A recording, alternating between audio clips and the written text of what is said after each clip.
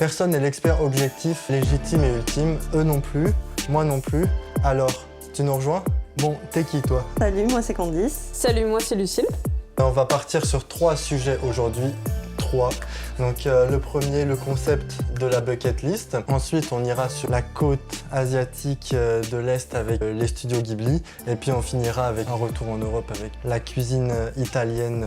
Est-ce que c'est la meilleure gastronomie d'Europe? Premier sujet. Est-ce que vous savez ce que c'est une bucket list? Parce que je vous ai parlé du sujet, mais peut-être que c'est pas ce que c'est. Selon moi, la bucket list, si tu veux, c'est vraiment un phénomène qui est arrivé avec les réseaux. Et je trouve que tu as une forme de pression derrière ça, où il faut toujours vivre toujours plus, en fait. Et c'est comme ça que je la définirais. C'est plus quelque chose de générationnel. Quelque chose de négatif, alors? Néfaste? Bah oui, parce qu'on est quand même dans un principe de consommation, ce qui est dommage. Bah, comme tout excès, je le vois comme quelque chose qui peut être néfaste, ouais. Et toi, est-ce que tu le vois de manière un peu plus néfaste aussi? Tu sais, j'ai peut-être un point de vue plus mitigé sur le sujet, tu vois. Le principe de la bucket list, c'est un peu, tu mets tes rêves sur papier, tu sais, pour pas qu'ils s'envolent, juste pour y penser. Après, faut pas que ça devienne un but dans ta vie. Tu sais, ça peut motiver, ça peut être une motivation pour amener, tu sais, dans ta vie, faire des voyages ou autre. Après, effectivement, on revient sur la société de consommation. Faut pas aller là non plus, mais tu sais, tes envies, tu les mets sur papier. Après, il faut pas te dire, si j'arrive pas à réaliser ça, j'ai raté ma vie, tu vois. C'est, tu sais, qu'il n'y ait pas la déception derrière. Il faut que la bucket list, ça reste quelque chose... Non, c'est plus le fait de mettre sur papier une pensée pour avoir un objectif de manière un peu déterminée. Comme c'est ça que je veux, alors je veux le cocher justement et le réussir. Est-ce que vous savez d'où vient le concept de la bucket list? C'est pas le film, alors, The Bucket List en anglais? Ouais, c'est ça. Ouais, c'est ça, c'est Ok. un film avec Morgan Freeman et Jack Nicholson. c'est énorme. D'un gars qui, justement, voulait juste... Un de ses rêves, c'était de créer un film à Hollywood, le produire et voir le réaliser. Donc il a proposé ce scénario-là et il s'est dit « Ah, mais en fait, si c'est l'histoire de 2 personnes âgées, enfin Morgan Freeman n'est pas tout jeune non plus, mais 2 personnes âgées qui veulent faire plein de choses avant de mourir, proposer le film, ça a été accepté. Et donc il l'a appelé The Bucket List. Bucket list, ouais. Ok. En 2007. Donc tu vois, tu me parlais un peu les réseaux, mais le concept, techniquement, ça fait déjà un moment aussi qu'il existe. Bah, déjà, premièrement, Après. je savais pas que ça venait justement d'un film. Finalement, les premiers réseaux, ça apparu pas longtemps après. Hein. Non, c'est à peu près en même si temps. tu regardes bien. Facebook, c'était la même chose, 2006, 2008. Ouais, mais après, c'est plus un concept qui arrive avec Insta, je pense. Ouais. Oui, parce que tu vois, je pense pas que tout le monde, après avoir vu le film, déjà qui a vu le film, tu vois, Ouais, s'est déjà, dit, tu vois. allez, C'est sûr. allons, on va tous faire une bucket list. Ouais, je pense que c'est vraiment les réseaux, t'as raison, qui Ouais. ont alimenté ça, où chacun s'est dit, ah, je vais faire ma bucket list. Après, comme dit, ta bucket list, tu l'as fait, mais il faut pas que tu mettes des choses irréalisables non plus. Mais tu peux en faire plusieurs déclinaisons, une bucket list de voyage, de mariage, de couple, d'amis, de famille. Ça, mais je pense que pour certains, ça peut peut-être recroiser avec un côté comme objectif de vie, mais version capitaliste, comme je veux faire ça, je veux faire ça, je veux faire ça, tu vois. Parce que, comme je sais, souvent dans les variantes, tu peux dire des choses comme j'avais noté des catégories, mais voyage, ça peut être objectif personnel, ça peut être étape de la vie comme se marier, avoir des enfants, comme passer du temps avec ta famille de qualité ou tes amis, avoir de l'argent, être riche, ou tout simplement faire une activité extrême. Chacun peut un peu doser ça, mais comme tu dis, je pense que aussi le piège, c'est peut-être le fait que les gens notent de base une bucket list, mais qu'une fois que les choses sont cochées, ils rajoutent derrière. C'est ça. Après, dans ta bucket list, ça peut être juste effectivement être heureux sur des moments, donc pas des choses où tu as besoin d'acheter, tu as besoin de consommer, tu vois. Bah, si c'est juste des moments comme ça, après, t'as pas besoin de cette bucket list-là non plus pour être heureux. Il faut aussi que les personnes, tu vois, elles se séparent de ça. Mode, j'ai pas besoin de remplir tout ce qui est dans ma bucket list pour être heureux. Puis même, ta bucket list, elle va changer. T'as pas les mêmes envies à 30 ans qu'à 50. Est-ce que vous en avez déjà écrit une? Personnellement, pas du tout. Mais justement, c'était une question que je me posais, c'est pourquoi c'est devenu un tel phénomène finalement? Pourquoi Parce que même moi, tu vois, qui n'en fait pas et qui n'avait jamais eu connaissance du film-là, le film The Bucket List, c'est quelque chose que j'ai vu partout sur les réseaux, quoi. Et du coup, je me suis posé la question pourquoi ça a pris une telle importance, tu vois. Est-ce que c'est un fait sociétal? Je pense que c'est aussi parce qu'il y a il y a des choses qui sont un peu, qui doivent être faites, que tout le monde veut partager de manière unanime, comme je dois aller au Machu Picchu, je dois sauter en parachute, je dois aller voir la muraille de Chine, je dois voir des aurores boréales, je dois me marier, avoir des enfants, je dois créer un podcast. Donc, Ça va, tu l'as je coché, pense ça. que tu sais, il y a des choses un peu catégorisées pour tout le monde, des choses que tout le monde caractérise comme classiques et tout le monde doit être obligé de faire. Et je pense que c'est ça aussi dont tu parles, c'est que tout le monde doit faire et veut faire, mais les mêmes choses. Ça peut-être que la tienne, c'est sûr, ne sera pas la même que celle de Candice. Bah après, ça dépend. Est-ce que finalement, tu vois, si on rapproche pas les réseaux sociaux, est-ce qu'il n'y a pas un parallèle qui est super proche en fait de la bucket list? Par exemple, la bucket list, si c'est devenu un phénomène qui est quand même mondial, c'est parce que tu avais une standardisation de ce qui doit être fait. Et finalement, les réseaux sociaux retranscrivent ça. Et c'est pour ça que je pense que c'est devenu que ce concept-là a une telle importance, parce que finalement, c'est un prolongement de ce qui se fait aujourd'hui. Comme sur Insta, tu veux dire, en gros, tu mets une photo, si je reste sur les voyages, à tel endroit, une photo à tel endroit. Exactement, pour les tu auras gens. beaucoup plus de likes si C'est tu ça. vas quelque chose qui est Et très... puis, tu sais, qui veut pas mettre sur ses réseaux sociaux, tu mets ta petite photo, genre t'as vu les aurores boréales et tu mets Voilà, hop, tu tu vois. sais, ton petit cocher en mode. Non, mais c'est fait, ça. tu vois. Oui. Ou alors, pour certains qui aiment aussi faire les paparazzis, aller après les concerts, faire des photos avec des stars, ou alors aller sur des endroits où il y a juste des regroupements de stars, puis mettre « Ah, j'ai ma photo avec Lionel Messi, j'ai ma photo avec Ryan Gosling. Et tu crois que ça fait partie de... Bon, après, ça dépend des personnes, mais ça, tu le mettrais dans une des catégories du bucket list? Oui, je pense que. Je sais pas si vous êtes fanatique de quelqu'un, Ouais. mais vous Si, avez, on va partir vous avez le là-dessus. droit. Bah ouais, mais dites-le moi si c'est le cas, justement, je serais curieux. Je pense que pour des personnes qui peuvent être vraiment fans de quelqu'un, ça peut littéralement rentrer dedans. À titre personnel, moi, je suis pas fan. Enfin, il y a des artistes que j'adore, tu vois, et quand je vais les voir, c'est quelque chose qui c'est important pour moi, mais en soi, non. Je serais pas dévastée si j'allais pas voir cet artiste-là, quoi. Si je le croise dans la rue, ou je sais pas, dire Oui, « Ah, prendre ta photo. je veux vraiment une photo avec DiCaprio », tu vois. Encore une fois, c'est mon opinion, mais je trouve que c'est quand même... Ça manque de pudeur de prendre une photo avec une personnalité. Je trouve que il devient un produit et finalement, pour moi, tu respectes pas son œuvre, quoi. C'est pour ça que je me permettrais pas d'arriver et d'aller à la rencontre de l'artiste que j'adore en plus et de dire vas-y, viens, je prends ta photo. Si tu le déranges dans son intimité, c'est pas quelque chose que je ferais en tout cas. Mais je comprends qu'on puisse le faire. Mais... C'est pas quelque chose qui se fait dans la vraie vie non plus, tu vois. Tu vois quelqu'un dans la rue, tu l'abordes et tout comme ça, c'est pas respectueux. Et surtout que souvent avec les gens connus, bon, quel que soit le domaine, mais toi, tu as un sentiment de proximité avec la personne, bah oui. mais c'est elle, pas elle te loin, connaît pas, c'est tu vois. ça. Ouais, c'est ça. Elle peut connaître à peu près tes goûts, suivant ta tranche d'âge, tu vois. Si tu es une fan de Taylor Swift, tu vas peut-être être plus comme ci, comme ça qu'un fan des Rolling Stones. Donc elle peut peut-être te dire, ah lui, ok, pour telle ou telle raison, il adore ce que je fais, mais il va pas te connaître, toi Lucille, toi Candice. Ouais, non. Bah, t'imagines Taylor précisément. Swift d'ailleurs? Oh la pauvre, elle doit se faire aborder toutes les 5 minutes. Ah ouais. Et elle, à ton avis, c'est quoi sa bucket list? Je pense qu'elle a déjà tout coché là-bas. Est-ce Mais- qu'on en a une Ouais. Mais quand t'as déjà tout et que tu peux tout faire? Est-ce qu'elle a vraiment tout cette fille-là? Peut-être que pour certains, c'est sur leur bucket list aussi. Hein. Ne plus entendre du Taylor Swift. Une bucket Ah, list ça va être dur. négative. Tu ne dois pas faire des choses, mais tu t'empêches de faire des choses. Ah, c'est énorme, ça va dans le concept inverse, quoi. Sans parler d'addiction ou quoi. Enfin, cette bucket list inverse, est-ce que tu l'exprimes ou c'est finalement quelque chose que tu t'imposes au quotidien pour éviter justement les dérives? Bah ça dépend, parce que ça peut peut-être être un genre de challenge pour toi-même. Si tu dis, je sais pas, je veux rien manger de mauvais pour être en meilleure santé, ou alors au contraire, je veux m'empêcher de faire des soirées pour faire que des choses pour moi. Ou peut-être je veux m'empêcher de voir telle personne, ma famille, mais je veux voir vraiment ces amis-là spécifiques. Techniquement, il n'y a pas de règle de bucket list, même si j'imagine qu'il doit y avoir des centaines d'applis, des notes, des templates sur Canva pour faire ta petite bucket list. Mais je trouve ça quand même très chronophage, t'imagines? De t'imposer autant de règles. Alors si tu commences à t'imposer des règles inverses... Parce que la bucket list, c'est quelque chose de super général.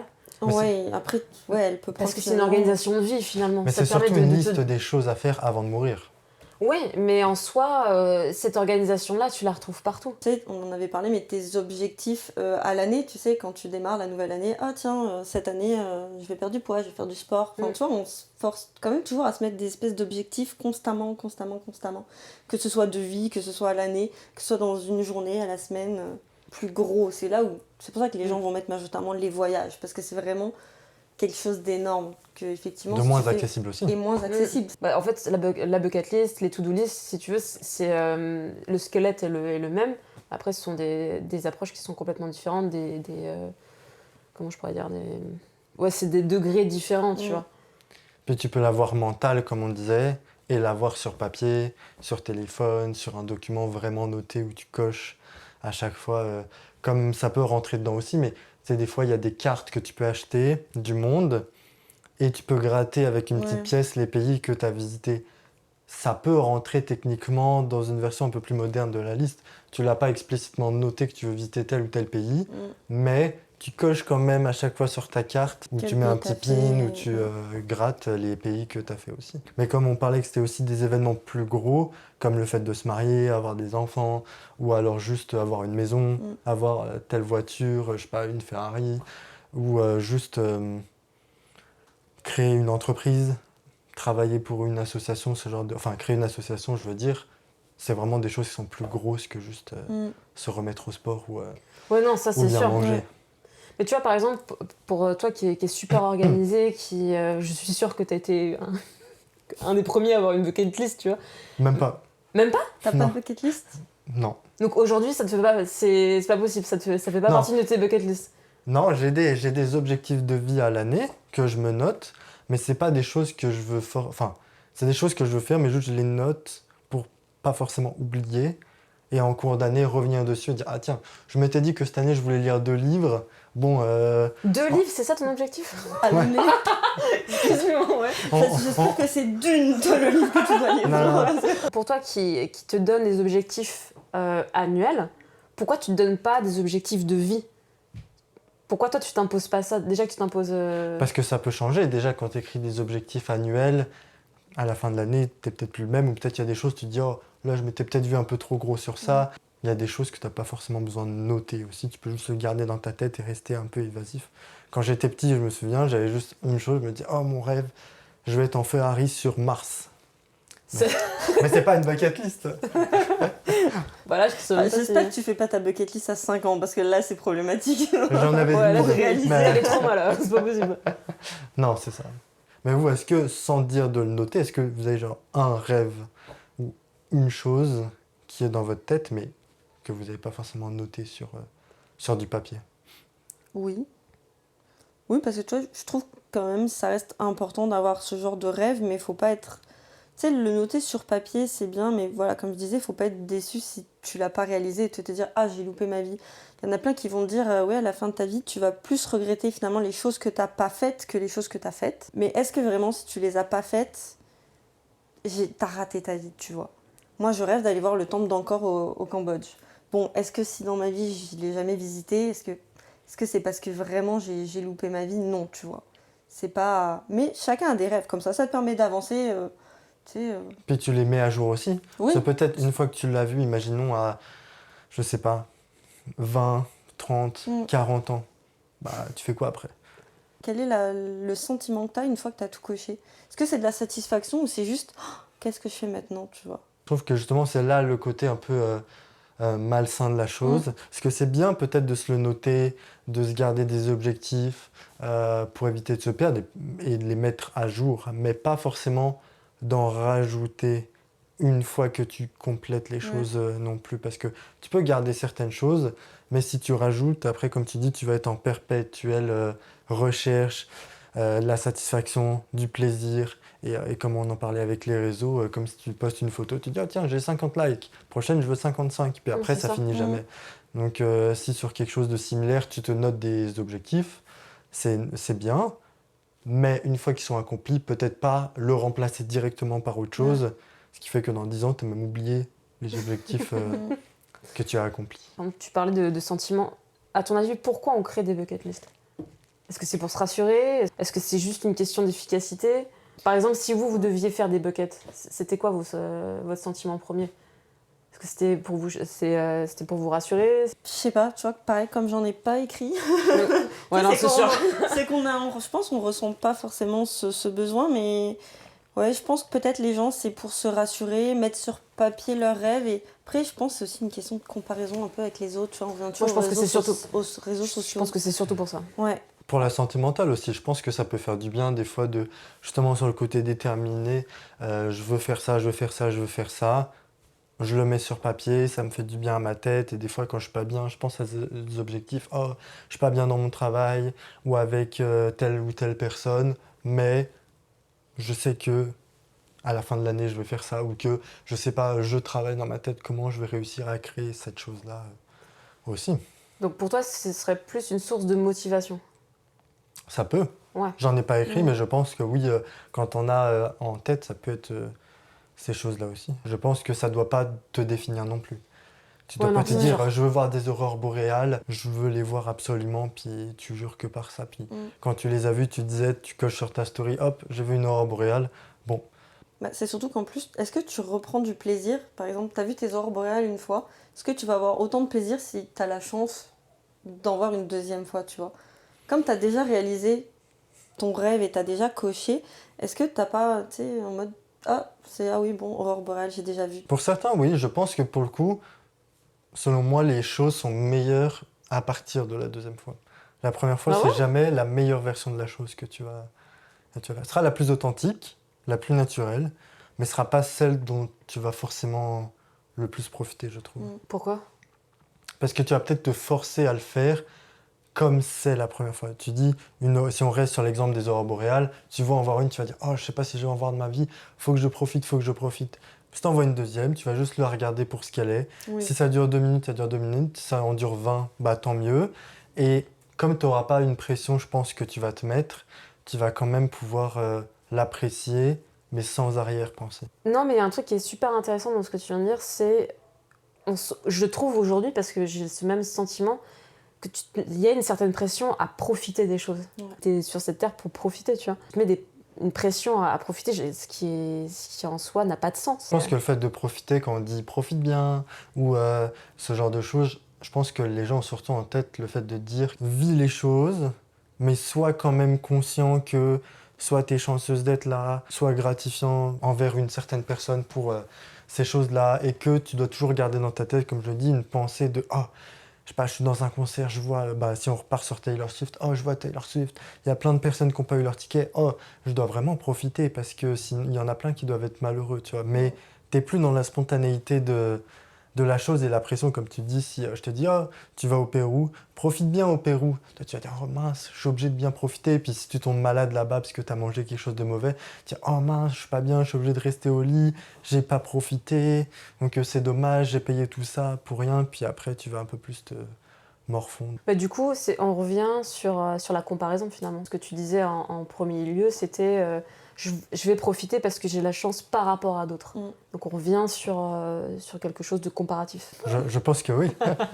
tout est comparaison, en tout cas au niveau de la bucket list. Ouais, Est-ce et que donc- toi, tu as rempli la tienne à 25 ans? Moi, je l'ai rempli à 8 ans, puisque mon père, il était déjà milliardaire. Oh, mais moi, le mien, il était milliardaire et j'avais une Rolls-Royce miniature. Donc après, là-dessus, on peut aller facilement dans les pires exemples, comme le cliché du « tu dois avoir une Rolex à 40 ans », ça rentre dans ces choses-là aussi. Si tu l'as à 20 ans, tu fais quoi à 40 ans? Selon toi, la bucket list, c'est un outil de comparaison. Et finalement, c'est pour ça qu'il y a une certaine pression à profiter, les premières fois. Je pense que oui, Ouais. mais en gardant le côté quand même sain de ces choses-là, de garder en tête les objectifs de vie que tu veux accomplir, mais qui peuvent évoluer sans te rajouter une trop grosse pression. Ça peut être un outil de définition aussi, finalement. Aussi. Cette définition de soi, elle change au fil de tes expériences. Est-ce que toi, tu voudrais en écrire une alors? Si tu m'as donné envie, si ce podcast m'a donné envie, non, je pense que ça dépend de l'approche que tu as de la vie. Je pense qu'une bucket list, ce serait finalement se limiter à des choses que tu connais. Si tu es vraiment dans une phase de découverte, tu peux être surpris parce que tu vas découvrir et il n'y a pas de limite. Je trouve que la bucket list, c'est finalement s'imposer pas mal de Les limites. limites de ton rêve. C'est ça. Parce que ton rêve, tu vas le matérialiser en une phrase, alors que ce que tu viens de dire, c'est que tu pourrais rêver de quelque chose, mais tu le sais pas encore. Est-ce que vous voulez nous partager peut-être un de vos rêves? Moi, mon rêve, ce serait franchement continuer à être heureuse. C'est juste ça. Continuer à aimer ce que je fais et être entourée par des personnes que j'aime. C'est ça mon rêve. Et est-ce qu'un concert de Joe Hisaishi serait dans votre bucket list alors? Bon, réalisé dans ce cas-là, tu vois. Aïe aïe aïe. Toi t'es maligne parce que tu fais des bucket list à l'envers, tu regardes tout ce que t'as fait, tu dis ça c'est coché, ça c'est coché, ça c'est coché. C'est ça. Au moins, la t'es dans le bucket list confort à après. l'envers, mais dans un autre sens, tu C'est vois. ça. Dans un sens peut-être plus vertueux pour, comme je disais, pour ta Ouais. santé mentale. Ça au moins tu dis voici tout ce que j'ai fait, peut-être une reverse list, on pourrait l'appeler. Ça tu regardes tout ce que t'as fait. Et c'est Pour stylé, dire- je trouve. Mais c'est ça. Ça y est, aujourd'hui j'ai fait tout ça, donc comme tu dis, je peux continuer à être heureux sans me noter les choses du passé. N'oublie pas de t'abonner sur YouTube, Apple Podcast, Spotify, Deezer, Google Podcast pour revoir nos ganaches un peu plus souvent et active la cloche. Pour le studio Ghibli, Ouais, c'est vraiment quelque chose que j'aimerais faire, aller voir Joe. J'arrive jamais à le dire. Joe Hisaishi. Excuse-moi, ouais, d'accord. J'étais super surprise en apprenant que le gars n'avait jamais eu de récompense pour... mais très tardivement. de récompense te dire mondiale ou alors vraiment genre au Japon. Ou alors tu veux dire un Oscar pour la musique de film. Voilà, c'est ce que je cherchais. Il n'a pas eu comme à un moment donné une musique suffisamment marquante pour mériter une récompense plutôt que juste une récompense pour Non. l'entièreté de son œuvre. Alors, attends, je pense Là, que... tu vas me fâcher, là. Ouais, ouais. Tandis qu'elle les a tous vus. Je pose la question. Non. Dès les premiers Ghibli, sa musique, elle est incroyable, quoi. Tu peux pas te dissocier Non. le film de la musique. Genre, c'est vraiment... Exactement. On te met la musique, t'es capable de dire quel film c'est à partir de juste quelques secondes. C'est en lien avec l'identité de chaque univers. Exactement.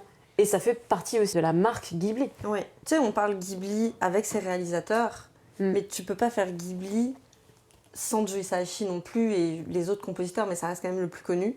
C'est, tu vois, il fait partie de cette atmosphère Ghibli Ouais, et c'est de ça. cet Studio, univers. Ouais, Mm. vraiment. Après, pour revenir sur les récompenses, je pense qu'il n'y a pas forcément. Je sais pas si vous aimez bien un peu les cérémonies de récompense, si vous les suivez, que ce soit dans le sport, le cinéma ou autre. Je trouve ça pas très utile, à part pour flatter l'ego. Comme tu me disais, il n'a pas forcément besoin de ça, ou alors il n'a pas juste un thème majeur, mais il en a plein.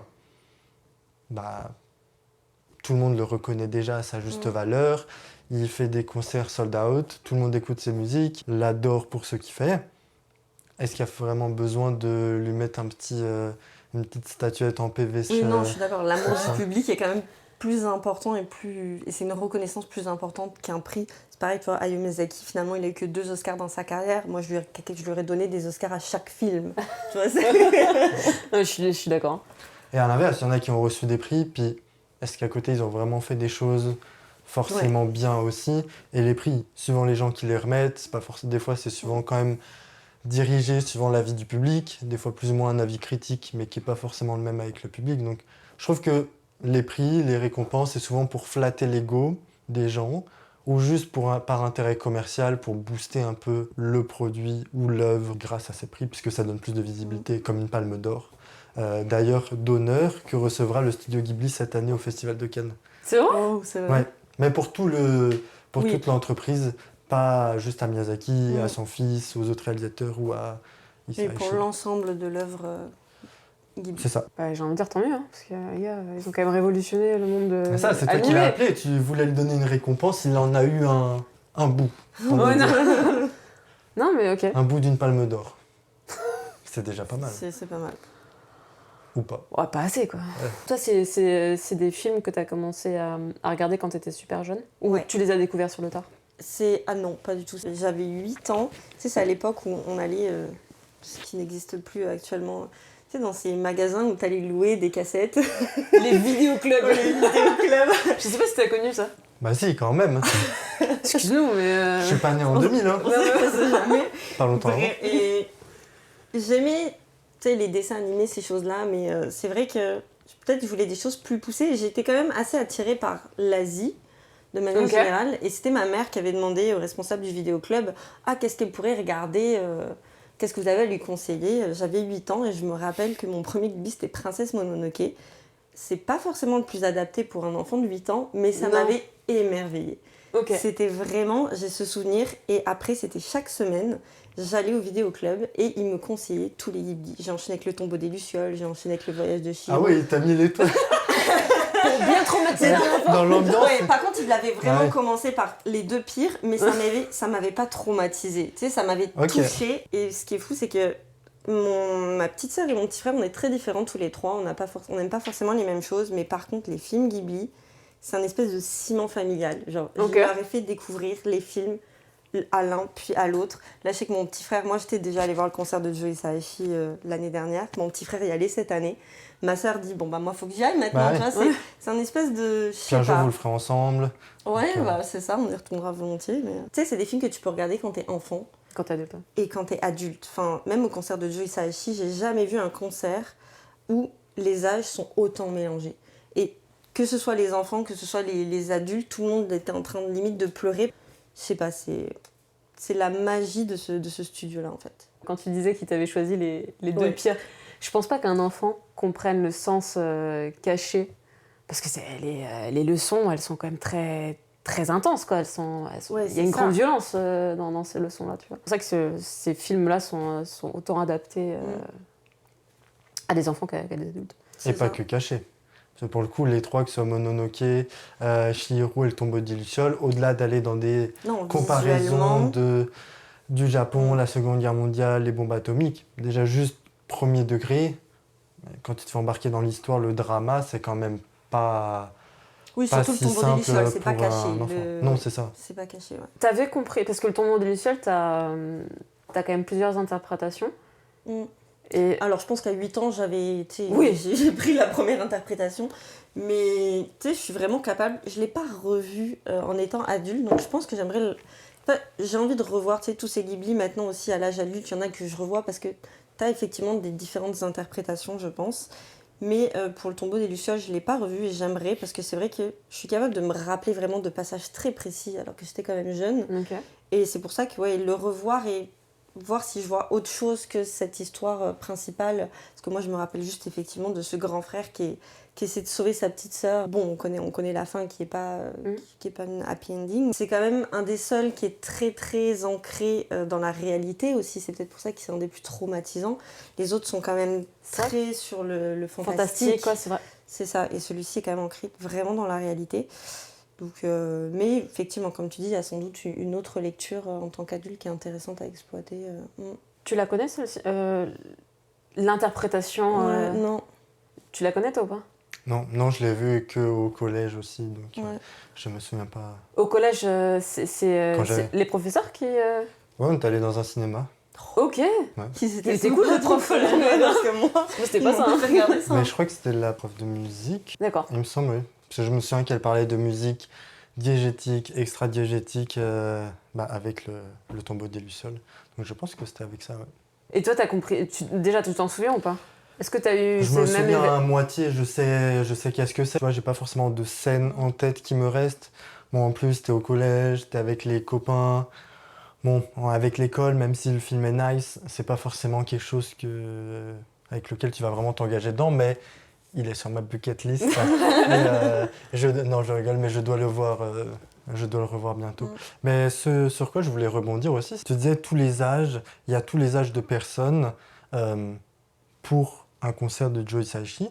Mais c'est ce que je me posais la question ces derniers jours, est-ce que juste les films d'animation du studio Ghibli, c'est pas l'une des seules choses, il y en a d'autres, mais l'une des seules choses dans le monde qui divise les gens, mais uniquement de manière positive.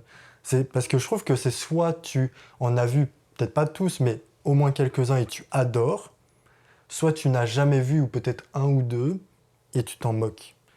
Mais j'ai jamais rencontré quelqu'un, donc c'est pour ça que je voulais avoir vos avis, mais qui vraiment était vénère et critique envers ces films d'animation en disant je les aime pas, c'est mal fait, ou sur ça je comprends pas, ou j'aime pas le style, j'aime pas la musique, vraiment a une ferveur négative contre le studio Ghibli. Je trouve que tout le monde appartient à l'une des deux catégories, mais que c'est toujours positif. C'est soit tu connais pas et tu t'en moques, soit tu t'y es intéressé et tu adores. Je dirais que la principale critique de ceux qui n'aiment pas, c'est que ça serait peut-être un peu trop perché. sur certains films. Je sais pas si c'est des gens qui n'ont pas une imagination qui est à ce point développée ou assez folle, mais sur certains courts-métrages où en mode, bah non, ça part un peu dans tous les sens, on comprend pas, tu sais, ils n'arrivent pas à comprendre le sens du film. Et je pense que c'est la seule critique qu'ils peuvent vraiment faire. Après, sur plus récent, effectivement, il y a des ratés du studio Ghibli. Ah ouais? Oui. Lequel, par exemple, selon toi?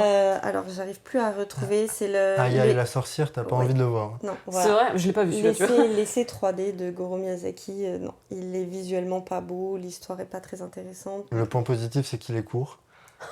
Ouais, C'est donc horrible. ça, ouais, c'est le seul. Ouais. Et il est sorti en 2020, ouais. Donc il n'y a pas très longtemps. D'accord. Mais c'est aussi, je pense, on n'est pas habitué. Enfin, bon, la 3D était pas belle quand même, mais on est tellement habitué à cette 2D du studio Ghibli que lui a voulu faire quelque chose de complètement différent. Et parce que ça cassait les codes, les puristes un peu comme nous, on a pas non. C'était Non, avant. c'est pas terrible. Donc tu penses qu'il y a quand même des personnes qui sont moins dans le côté je m'en moque et qui ont quand même des choses à reprocher, qui n'arrivent pas à rentrer dans le train des studios Ghibli à cause de l'univers un peu trop fantaisiste des fois et Ouais, je peut-être pense. moins matérialiste, comme tu peux pas dire oh ça c'est grâce à ça, ça veut dire ça, qui se laisse moins emporter par la magie. Oui, puis tu sais, pour moi, les films des studios Ghibli, c'est pas, ça respecte pas le schéma traditionnel de t'as une introduction du personnage, il y a une action et il y a un dénouement. Et ce qui fait que justement, tu pourrais en perdre certains si tu te laisses pas aller emporter par le film en fait. Mais après, je pense que les plus critiques des films Ghibli sont les gens qui aiment les films Ghibli. C'est sûr. C'est vrai. Ouais. Comment ça se fait alors que ça marche autant chez les enfants s'ils ne peuvent pas justement matérialiser des choses? Parce qu'ils ont encore leur esprit un peu d'enfant, leur vision, ils se permettent de rêver et d'imaginer les choses telles qu'elles sont présentées dans les films, sans remettre en question le sens de « Oh, pourquoi il y a un dragon alors qu'il y a Ouais. des avions à côté ?» Oui, complètement.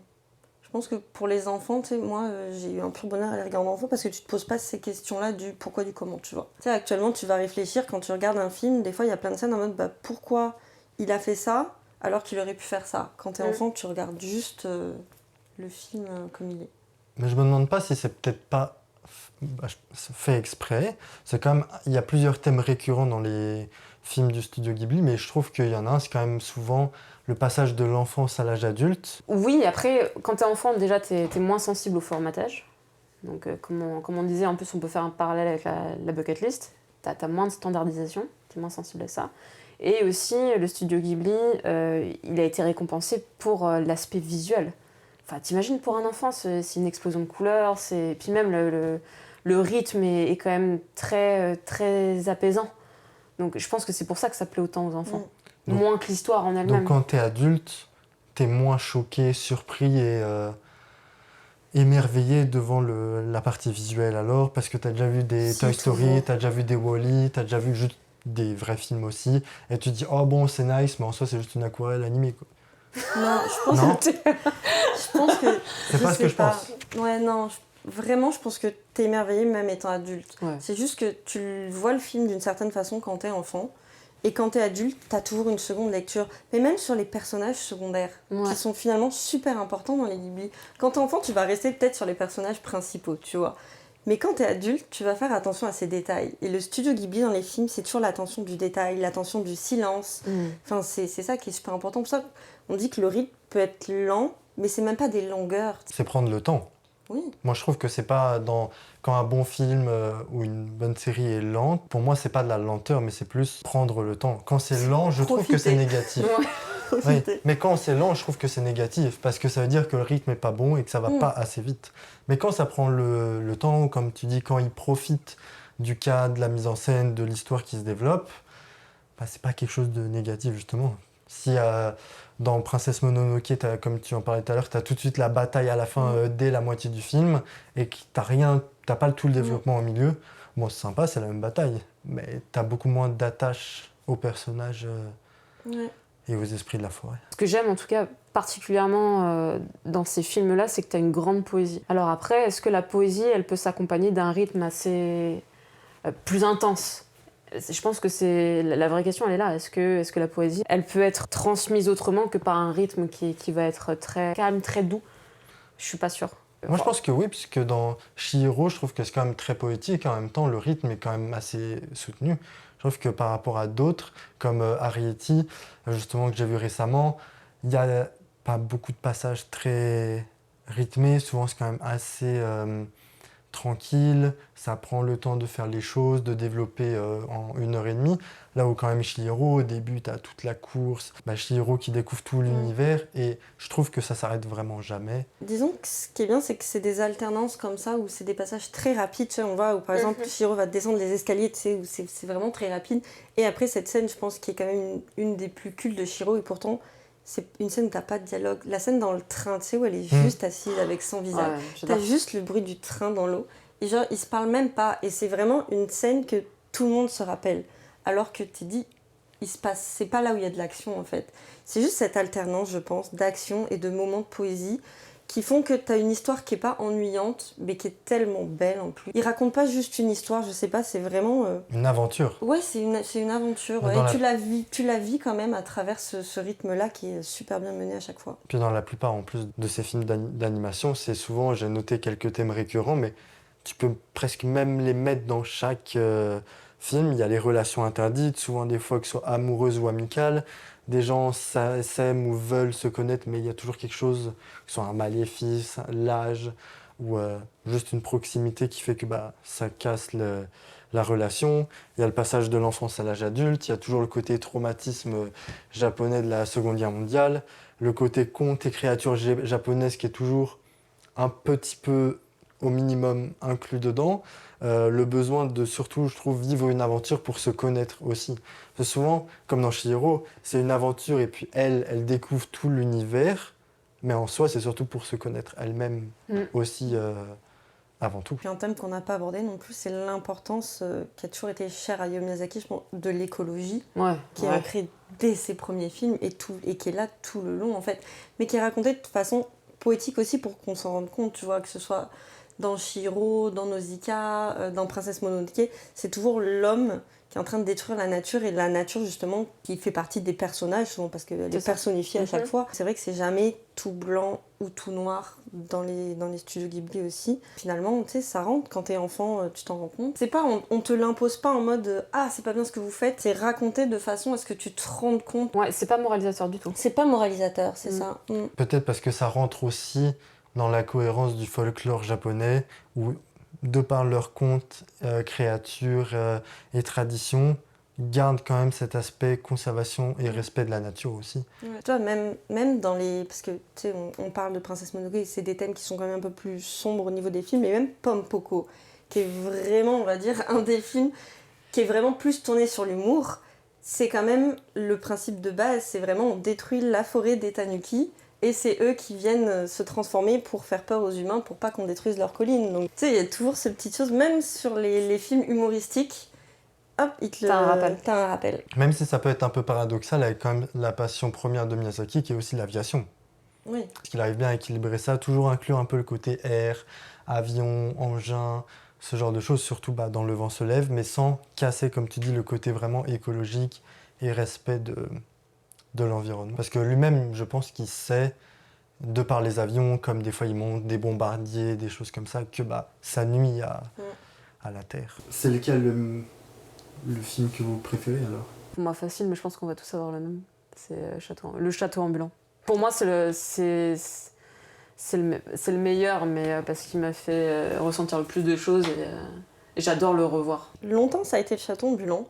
Mais bizarrement, en vieillissant, ce qui est encore plus tard, c'est devenu le voyage de Chihiro. Alors qu'il est beaucoup plus enfantin. En vieillissant, je me rapproche plus du voyage de Chihiro. Tu le trouves plus enfantin? Alors un petit peu, ne serait-ce que par les personnages. Tu vois, Chihiro, on est quand même sur une enfant. Dans le château ambulant, on est quand même sur des adultes. Ok, ouais. Dans ce sens-là, et puis même, c'est quand même un peu plus sombre sur le château ambulant. Mais je sais pas, la poésie de Chihiro, les musiques, le visuel, tout me... Ouais, je dirais le voyage de Chihiro maintenant. Mais comme quoi, la bucket list, tu vois, c'est pareil, ça change. Ouais. Je suis pas sur le même, mais c'est vrai que le château ambulant, pendant des années, ça a été mon préféré. Ouais. Moi, je suis moins d'accord, parce que j'ai vu le château ambulant, justement, récemment, pour la première fois, et je trouve que ça fait quand même assez enfantin, mais juste les thèmes ne sont pas enfantins.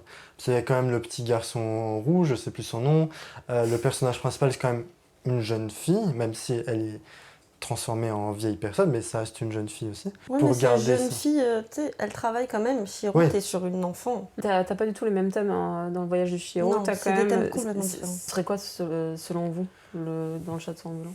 Moi, je dirais une aventure, mais avec un fond amoureux quand même. La beauté du film, c'est vraiment autour de ce fond amoureux, mais qui est en fond. C'est pas...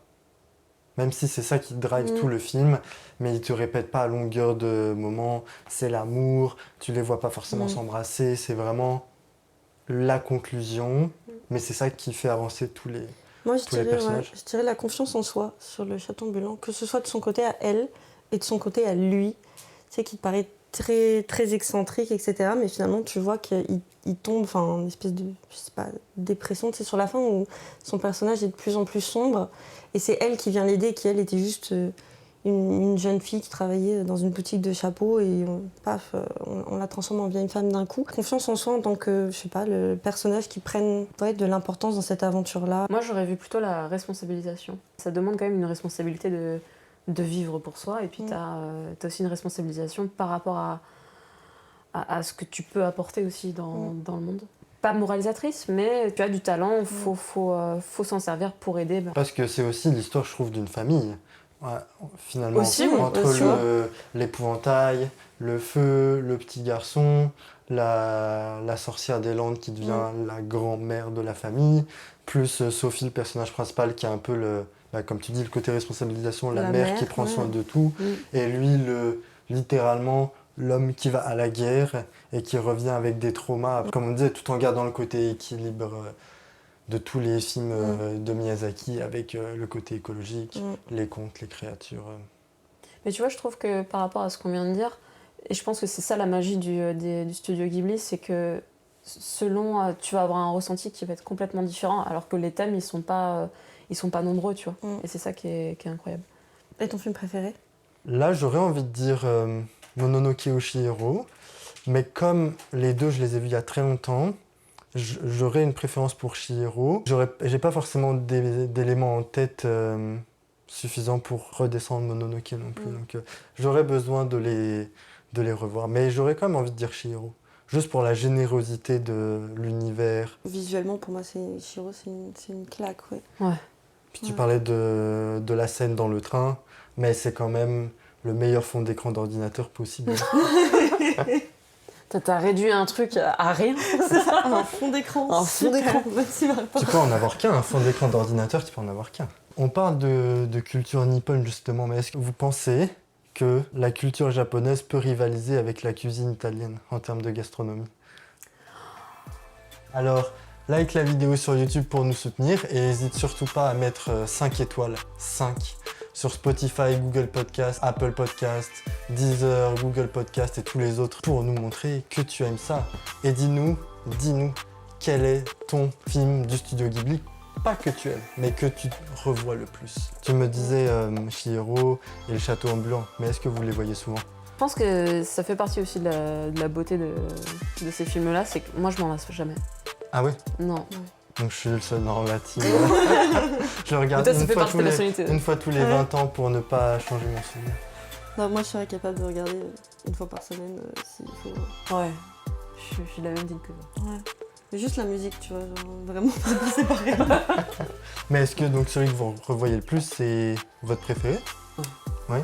Oui, Principalement. mais principalement, ouais. Bah, la cuisine italienne, alors, il y a quand même beaucoup de cuisines différentes en Europe quand même, par rapport à d'autres continents, mais il y a quand même vraiment beaucoup de séparation entre quand même le nord de l'Europe, côté anglo-saxon avec le Royaume-Uni, l'Europe du Sud, autour de la Méditerranée, l'Europe de l'Ouest avec France, Belgique, Suisse, Allemagne, et puis l'Europe quand même de l'Est aussi. Que pour vous, c'est la meilleure d'Europe? Et si c'est le cas, pourquoi par rapport aux autres types de cuisine, sachant qu'il y a tellement de différences? Je pense même que pour la cuisine italienne, tu peux même pas forcément rester dans les limites de l'Europe, mais je pense que c'est même à l'échelle mondiale. Je crois que récemment, elle vient d'être élue la meilleure cuisine du monde.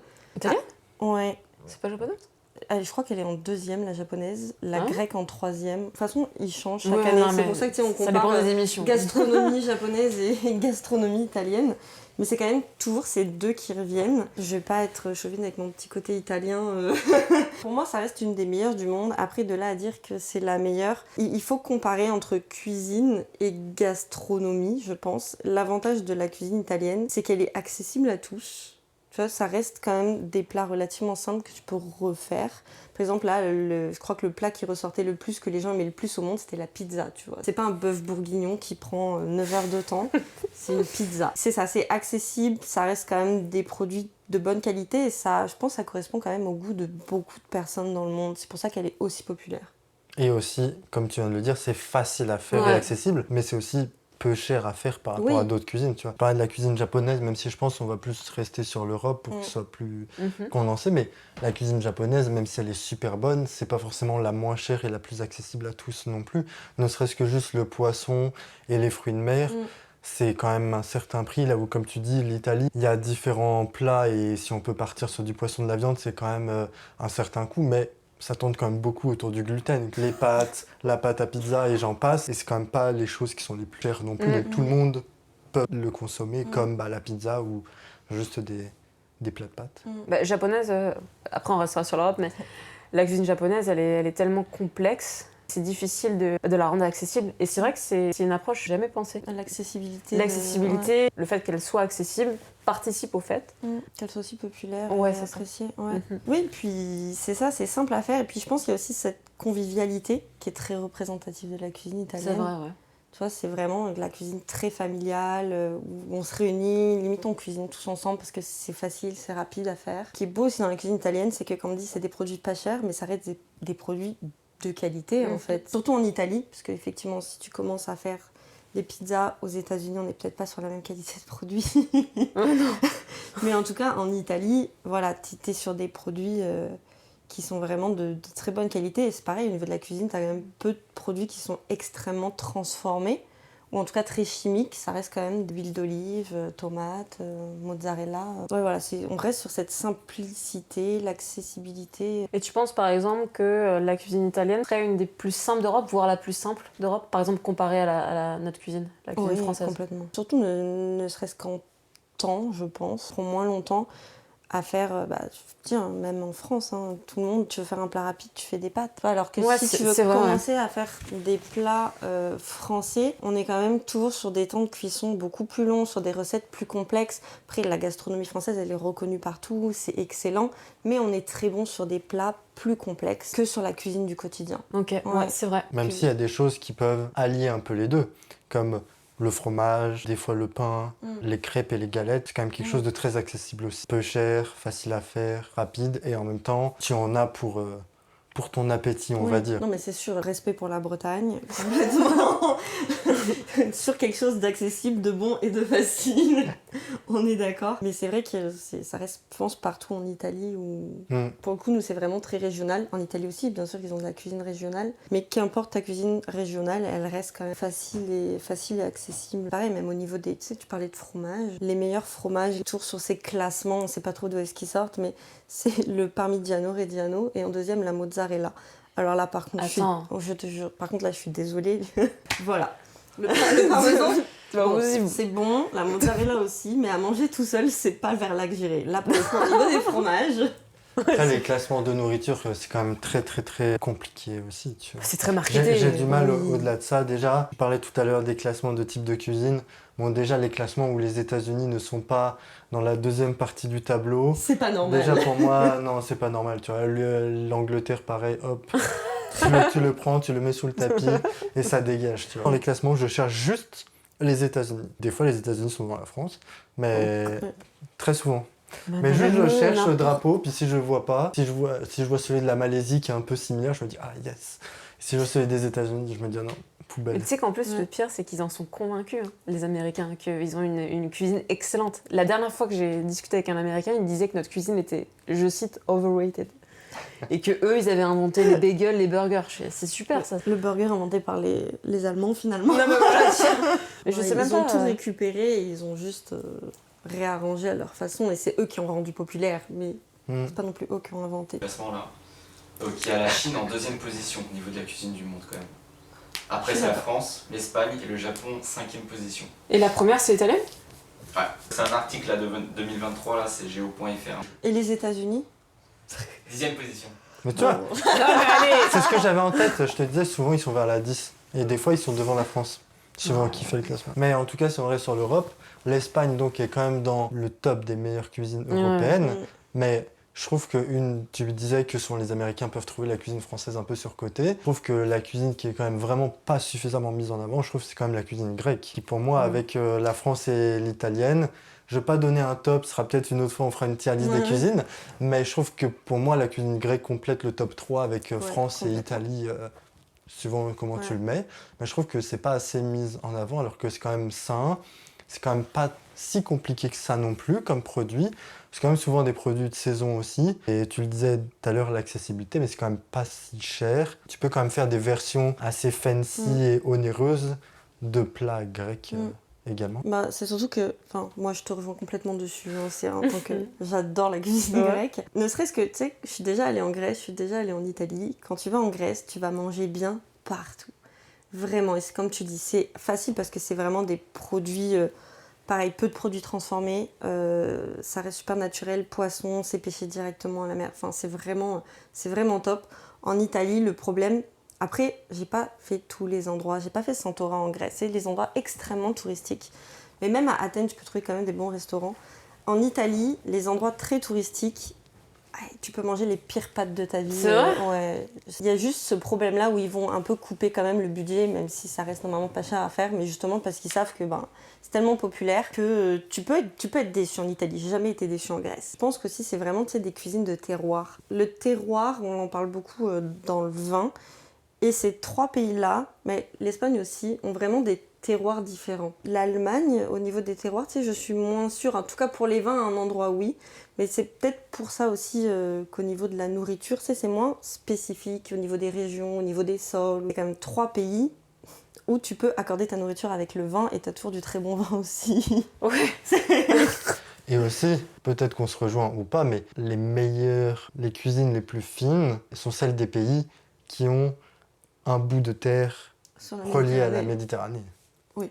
Ok. Je trouve, en tout cas selon moi, je suis plus sensible à ce genre de cuisine. La Suisse, entre l'Allemagne, l'Italie, la France, il y a des influences des 3 côtés.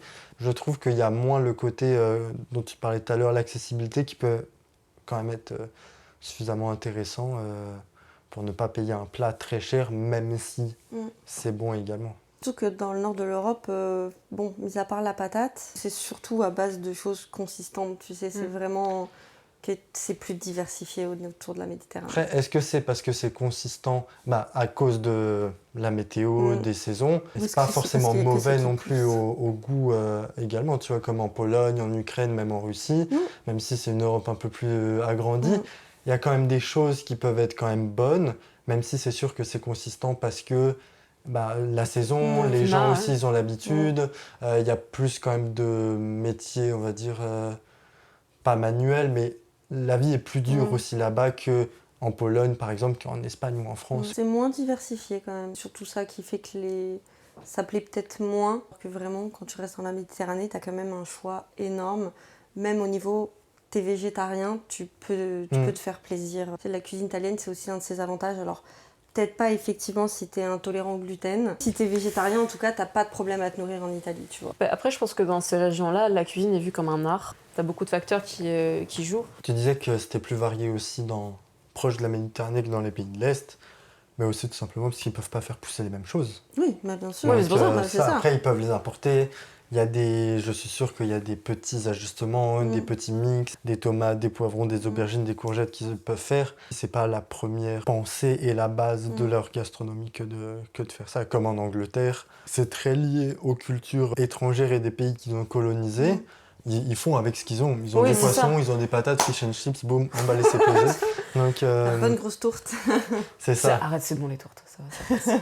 Faut accepter tous les pays comme ils sont, même si je pense que, en tout cas en tant que Français, on a plus une sensibilité, même si ça dépend d'où on vient en France, mais peut-être plus une sensibilité vers les cuisines méditerranéennes et chaudes et légères au niveau du goût et de la quantité que des cuisines plus consistantes un peu moins varié en légumes aussi dans l'assiette. Je trouve que la cuisine italienne est légère. Bah, je trouve qu'elle peut l'être par rapport à Ouais. la cuisine polonaise par exemple. Tu aurais un exemple de plat polonais par Plat polonais, non, mais en plat russe, j'en ai un en tête, ça s'appelle le koulibiak, je sais pas si tu connais. Non. C'est un genre de pâte feuilletée où à l'intérieur, tu as du saumon entouré de riz avec des épinards. Donc- Et t'as une pâte feuilletée au-dessus. Oui, bah, comme un genre de... C'est pas de la pâte à pizza, donc je pourrais pas dire que c'est calzone, mais oui, proche d'une tourte. Donc c'est quand même équilibré, t'as comme du riz, des épinards, du saumon, de la pâte. Tu peux pas forcément dire que c'est léger non plus. Il n'y a Non, aucune pas- pomme de terre non. dans l'histoire non plus. Ouais, t'as quand même une pâte feuilletée avec du riz. C'est ça. Là où en Grèce, tu peux quand même manger aussi des choses qui sont plus légères, des plus petites assiettes. En Italie aussi, bon, tu peux prendre... Bon, on reste sur les pâtes, mais en soi, si tu veux parler du riz, un risotto, en soi, ce qui le rend un peu plus lourd et plus ou moins digeste, c'est aussi qu'est-ce que tu mets avec. C'est juste le riz avec une sauce parmesan, c'est quand même pas si consistant. Tu rajoutes du poulet, des champignons, des noix de Saint-Jacques, ce genre de choses, après ça aide aussi. Et puis surtout l'Italie, j'avais noté un peu la manière dont les repas sont faits, c'est pas moins consistant qu'un plat de l'Est, mais pris un par un, c'est quand même assez léger. Donc déjà, si tu commences avec l'apéro, les antipasti, C'est ça. le primo piatto, le secondo piatto, les desserts, ça fait quand même une chose globalement complète.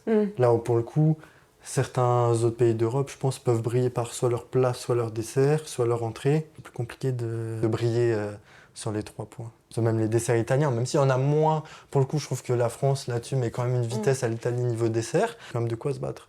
Entre la panna cotta, le tiramisu, le pandoro, le panettone, toutes ces choses-là, sans parler des types salades de fruits, des sorbets, des crèmes glacées. Je sais pas si t'as un pays qui peut véritablement concurrencer la France sur les desserts. Le sur Japon. Le Japon. Le Japon, ouais, énormément actuellement. Ouais. Beaucoup de chefs japonais, ils sont tellement curieux, viennent étudier en France et après, tu sais, ils font un mix avec ce qu'ils ont au Leurs Japon, produits, ouais. avec ces techniques françaises. Il y a eu énormément de Japonais qui ont gagné des prix et si tu vas au Japon, niveau dessert, tu peux trouver des choses incroyables. Ok. Ouais, vraiment. Tout ce qui est les fluffy pancakes, là, je sais pas si t'as vu, et ça, c'est typiquement japonais. Attends, les fluffy pancakes. Ouais, les fluffy pancakes, là, c'est très... Alors, pas les pancakes, tu sais, mais vraiment, les fluffy, là, ils sont très, très épais. Donc la nouvelle texture. Ouais. Parce que ça, on aurait pu les laisser aux Américains. Tu vois. Oui, de toute façon, on aurait pu laisser aux Américains, on peut leur laisser un truc. Ouais, tu sais, ils reprennent tout, ils réinventent tout. Mais pour les desserts, je pense qu'on oublie aussi un peu le Maghreb aussi, parce que les pâtisseries Ouais, c'est orientales, vrai. je trouve que pour le coup, Oui, on est d'accord. il y a à voir avec le Japon, mais ce serait même dur de comparer tellement ça n'a rien à voir. Je dirais une des autres zones dans le monde où je mettrais un pôle 3 Japon, Maghreb et France pour les desserts en tout cas. Je sais qu'en France, le plat préféré des Français, c'est le couscous. Tu vois, C'est vrai ouais, vraiment. Ouais, j'avais vu ça et j'étais en mode, bah ouais, c'est presque, tu sais, c'est presque logique en fait. Malheureusement, on connaît majoritairement ça, tu sais, couscous, tagine, alors qu'ils ont pareil une culture au niveau de la nourriture qui est vraiment importante. Mais pour les desserts, ouais, c'est incroyable. Par contre, c'est sûr qu'ils font pas dans la légèreté comme au Japon, tu vois. Non, mais c'est différent. La cuisine est vraiment top, mais niveau boisson, C'est quand même tellement important, je me dis, est-ce qu'ils ont vraiment besoin de faire plus, tu vois, tellement c'est incroyable ce qu'ils ont déjà. La France, ils font... Enfin, c'est notre terroir aussi, on peut avoir des possibilités tellement multiples que nous, on peut faire tout un tas d'autres alcools. Après, je suis sûre qu'en Italie, tu trouves d'autres alcools forts, mais faits de façon familiale, tu sais, dans un cadre un peu plus restreint. la cuisine portugaise par exemple, on n'en a pas parlé. Est-ce que pour Elle est vous, incroyable. elle peut quand même... Moi, à titre personnel, je disais peut-être un trio entre France, Grèce, Italie, mais est-ce que pour vous, la cuisine portugaise, ce serait quand même important? Alors, tu vois ce que tu disais sur la Grèce, parce que j'ai pas eu la chance d'y aller, mais là, au Portugal, je pourrais dire exactement la même chose. C'est-à-dire que tu manges bien partout. Ce sont des produits de saison, ce sont des produits de qualité, la nourriture elle est très variée. Tu as aussi une gamme de desserts qui est très large aussi au Portugal. Je la trouve aussi très complète, la cuisine portugaise. Le Portugal, ça a été une très belle découverte pour moi en tout cas. Et c'est assez varié autant au niveau viande que niveau poisson. Dessert, il y a quand même de quoi faire. Le gluten aussi, ça va se faire avec les pains. Je pense qu'elle est assez équilibrée aussi. Et je comprends pas, tu vois, pourquoi elle est moins populaire. Parce qu'elle est, comme tu disais, elle est facile à faire, elle est très accessible en termes de prix. Et c'est vrai que moi, je la mettrais au même... Niveau, stade. Voilà, c'était pas compliqué, mais c'était ça. On se complète. Mais c'est ça, je la mettrais au même niveau que le trio. Ouais, tu sais, je pense que c'est le même souci que sur la Grèce où il y a moins de plats emblématiques et tu sais, qui se sont. Tu sais, comme Tout à fait. la pizza et les pâtes, tu sais, tu parles à quelqu'un, que ce soit en Chine, aux États-Unis ou ailleurs, il sait ce que c'est. Si tu lui parles d'une moussaka ou d'un bacalao, peut-être qu'il sait, C'est il vrai, saura ouais. moins, alors que ça reste des plats emblématiques. Juste moins populaires, c'est Oui, pas à encore, ça n'a pas l'international. encore dépassé les frontières. Puis peut-être bon, même s'il y a quand même des communautés grecques et portugaises un peu partout, moins importantes que les communautés italiennes qui se sont déplacées aussi. Tu trouves énormément de restos italiens, mais moins de restos portugais ou grecs. Enfin, majoritairement, là, tu vas dans un resto grec, la seule chose que tu as, c'est des pita gyros, tu vois, enfin, l'espèce de... comme un kebab, tu sais, mais à la grecque, donc c'est avec une pita. J'en ai jamais entendu parler. T'en as déjà Ouais. entendu parler? Non, je suis jamais allé en Grèce pour l'instant non plus. Bah c'est ça, alors qu'il y a tellement de choses, mais Moi, c'est j'en ai. juste... Paris, c'est pareil. La cuisine portugaise, elle est peut-être un peu moins mise en avant parce qu'elle peut être un peu vampirisée, mais pas la cuisine, mais l'influence hispanophone par l'Espagne tout simplement. Parce qu'il y a plus d'habitants espagnols dans le monde, il y a plus de gens qui parlent l'espagnol que le portugais. Donc peut-être qu'un peu tout ça, même la taille du pays, fait que tu penses moins au Portugal qu'à l'Espagne. Il y a plus de gens qui peuvent préférer la cuisine portugaise qu'à la cuisine espagnole. Mais de par l'influence, je pense, espagnole dans le monde, je pense peut-être moins en premier à la culture portugaise, comme la Turquie et la Grèce qui ont quand même beaucoup de similarités sur des plats aussi. Ouais, c'est vrai que la cuisine, attends, c'est incroyable ça aussi. Là, on va pas finir en fait. À chaque fois qu'on Non, mais oui, parce que un pays, on en est là, plus, oh mon dieu, c'est Tu tellement parles de bon. nourriture à des Européens. On peut dire que la cuisine italienne, la cuisine française tiennent les plus hautes places du podium parce que finalement, tu as une diaspora de cette population qui est très étendue partout en Europe et dans le monde. Et pour finir quand même rapidement, il y en a un qui me vient en tête que vous avez absolument pas parlé. C'est quoi La Suisse, pour vous, ils sont derniers du classement aussi. La Suisse La Suisse, Bah, ils ont rien, la Suisse, arrête. mis à part les mentales et le chocolat. Bah, Ce qui est pas mal, hein, mais... Les choses de fondue aussi. Mais la fondue, c'est la Suisse C'est ou c'est... savoyard. C'est Non, nous, la fondue, c'est suisse. Après, la Suisse, ils La ont fondue, aussi d'autres plats qui sont, comme je te le disais aussi, entre des influences Allemagne, Italie, puis mixés avec des parties de la France. Ça rentre, mais je pense que aussi, si on parle vraiment en termes de cuisine, donc aussi avec les vins et toutes les autres choses, je pense qu'on les oublie un peu vite. T'as moins de plats... encore, je rebondis sur ce que disait Candice. T'as moins de plats phares. Emblématique. Ouais. C'est ça, donc ils se font un peu, comme tu disais, vampiriser par les autres cultures qui, elles, ont une gamme qui est très large. Toi, tu parles de fondue, on pensait que c'était C'était la savoyard, Savoie, tu vois. on était donc, très fiers. Bah, mais- techniquement, tu peux pas le compter donc, dans le plus 1 pour la France non Je plus. suis pas sûre que tu dis ça à un savoyard et il sera d'accord avec toi. Bah oui. Bah, Enfin, on est deux au Savoyard avec Thibaut. Qu'est-ce que tu en penses, toi, réalisateur Ouais, savoyard? j'adore. La raclette. Ok, d'accord, on parle de fondue. C'est mieux, mais merci beaucoup. Tu sais quoi, voilà. La fondue, j'aime bien, mais c'est trop surcoté peut-être par rapport À la raclette. Aïe aïe aïe aïe. On fera une tier list, des plats. Pour finir, J'adore. comme on a parlé de la Suisse, on est quand même obligé de toucher au moins un mot sur la Belgique. Parce que la Belgique, j'ai rien à dire là-dessus. Mis à part Les la frites. bière et les frites qu'on appelle partout French fries, donc on les a un peu vampirisées aussi. Je pense qu'ils ont aussi d'autres choses qui peuvent quand même être mises en avant. Pour toi, par exemple, qu'est-ce qui ferait la différence entre justement la Belgique et l'Italie au niveau de la cuisine? Beaucoup de choses, et comme je te disais, je pense l'importance des terroirs. Genre en Belgique, t'as moins de différences de terroirs que tu peux avoir en Italie, donc c'est pour ça toujours cette diversité qui fait que ça devient un petit peu plus intéressant, tu peux t'amuser plus, t'as plus de choses à faire qu'avec 4 aliments phares dans ton pays, tu vois. Et puis c'est pas l'influence hollandaise qui les aide de ouf non Non plus plus. dans le... Je sais même pas Dans ce la qu'ils recherche mangent de leur en terroir. On peut faire le Luxembourg maintenant. Ouais, si tu veux, vas-y. Il y a moins d'habitants qui vont nous regarder. Ouais, non, mais là Si c'est on arrive fini. à en toucher un. Ouais, c'est clair. Là, on a dézingué genre toutes les nourritures, quoi. Pour finir, est-ce que pour vous, la cuisine italienne, alors, c'est la meilleure d'Europe? Au début, vous étiez plus proche de dire oui. Alors, je crois que je vais me faire beaucoup d'ennemis. À titre perso, je préfère la cuisine italienne. Mais je pense que, en termes de variété, je pense que la cuisine française est loin devant. Je la rejoins. C'est juste, j'adore la cuisine italienne, vraiment, c'est ce que je pense. Je cuisine le plus, bien plus que la cuisine française. Mais comme je disais, parce que c'est accessible et facile à faire. Après, la cuisine française, c'est juste incroyable, juste par nos produits, tu vois.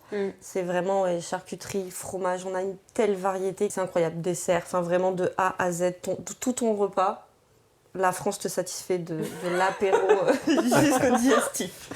Les légumes de saison aussi. Oui. Tout. Je trouve, moi. Les Juste poissons, la viande, on a tout.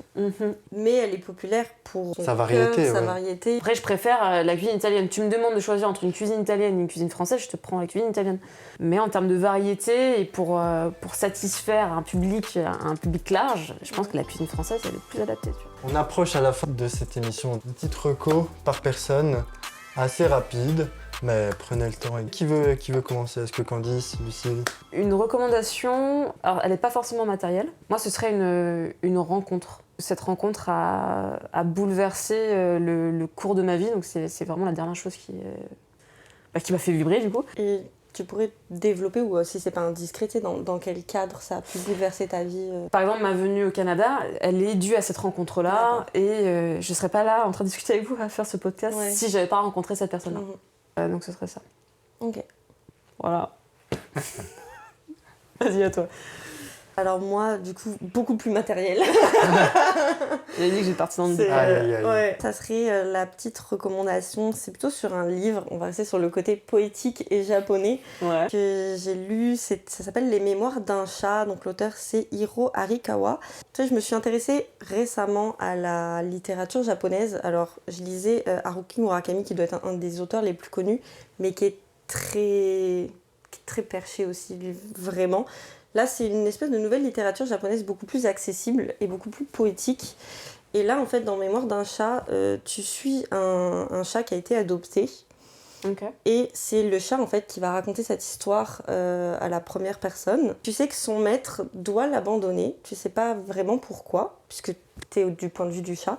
Et en fait, ce maître va essayer d'aller voir au Japon tous ses anciens camarades pour essayer de trouver un nouveau maître au chat. Donc le chat va apprendre toute la vie en fait de son ancien propriétaire à travers ces autres personnages-là. Et en fait, c'est fait avec beaucoup d'humour, t'es pas du tout dans le pathos, parce que finalement la fin est relativement triste quand même. Et c'est fait avec beaucoup de poésie, d'humour, c'est super beau. Et ouais, si t'aimes les chats, forcément ça fait un petit peu les frissons, tu vois. Donc non, j'ai trouvé ça magnifique, vraiment super beau livre. Et est-ce que tu l'as lu récemment? Ou alors c'est quelque chose qui est sorti il y a peut-être longtemps, que tu as rattrapé par la Ouais, suite? c'est sorti il y a quand même un moment. La première fois que je l'ai lu, c'est, je pense, il y a 2 ans. Et là, je l'ai relu récemment. Et même à la deuxième lecture, c'est toujours aussi beau. Ouais, même si je connais la fin, tu vois. Et quand tu dis que normalement la littérature japonaise, elle est plus perchée, Alors, pourquoi à ton avis? tu sais, c'est comme... Je pense qu'on repart sur le truc des studios Ghibli avec un imaginaire qui est pas forcément aux normes occidentales. Et après, Haruki Murakami, c'est quand même très spécifique. Où vraiment, il peut partir dans tous les sens et les gens peuvent pas forcément le suivre. Même moi, il y a certains livres, c'est compliqué. Alors j'ai tendance à aimer ça. Après, sur ce reste de littérature-là, c'est un mélange de réalité souvent et un peu de fantaisie quand même, mais un tout petit peu, c'est juste des petites touches et c'est ça qu'apporte cette poésie-là. T'es pas forcément sur des grosses actions, des grosses aventures, mais c'est souvent t'accroches du début jusqu'à la fin, même si c'est juste des petites scènes de vie qui sont racontées, tu vois. Puis tu sais, c'est cette vision du chat déjà qui parle à la première personne, enfin, tu sais, il faut déjà avoir l'idée et c'est ça qui est bien. Je trouve, c'est différent. Et du coup, Marocco, moi, toi, c'est quoi ta reco? c'est la fin de saison du Bayer Leverkusen en Allemagne. Donc, je ne sais pas si vous connaissez, mais c'est un club de foot allemand qui n'a pas une réputation forcément de vainqueur. D'ailleurs, ils avaient un surnom que les gens lui donnaient, c'était le club Neverkusen, puisque jamais ils gagnaient rien. C'était toujours dans le milieu du classement de la première ligue de foot Allemagne, donc il y a la Bundesliga. Mais cette année, avec un super entraîneur, Xabi Alonso, il a réussi à faire monter l'équipe dans une nouvelle dimension. Ils ont même gagné le championnat et ils sont justement à 4 matchs d'un record historique, puisqu'ils sont pour l'instant à 49 matchs sans défaite. Et sur les 4 matchs restants, il y en a 2 pour finir la saison de championnat invaincu.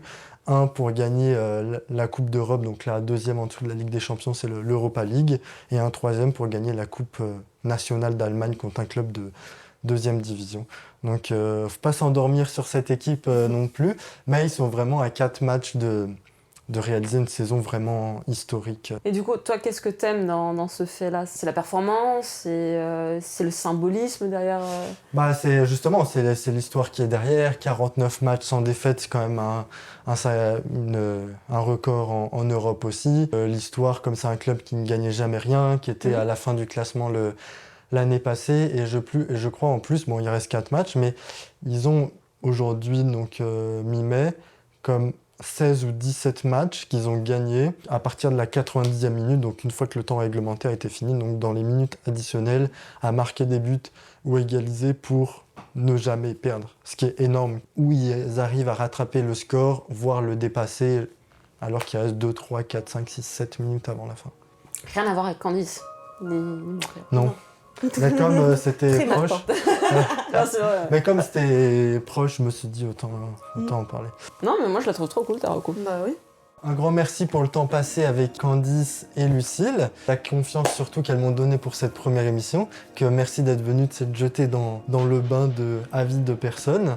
On a hâte de lire tes retours, en tout cas par rapport à la bucket list, à la cuisine italienne, au studio Ghibli. Et puis on se voit très bientôt pour une deuxième émission. Et surtout, n'oublie pas que, bon vas-y, on s'en fout. Allez, ciao.